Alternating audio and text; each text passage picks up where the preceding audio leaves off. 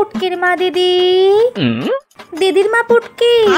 আরে জাঙ্গিয়া আন্টি, মা বাড়ি নেই তো। কি রে মনা, কই গেছে?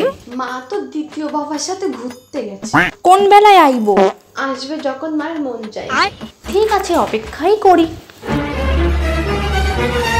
আন্টি চল খাইবা? আরে পুটকি, এইটার কি দরকার ছিল? আচ্ছা আচ্ছা ঠিক আছে ঠিক আছে ঠিক আছে আচ্ছা ঠিক আছে ঠিক আছে। আন্টি চা খাইবা? দেখছো পুটকির কাণ্ড, আমি এখন চা খাইতাম না। আচ্ছা আচ্ছা ঠিক আছে ঠিক আছে ঠিক আছে আচ্ছা ঠিক আছে ঠিক আছে।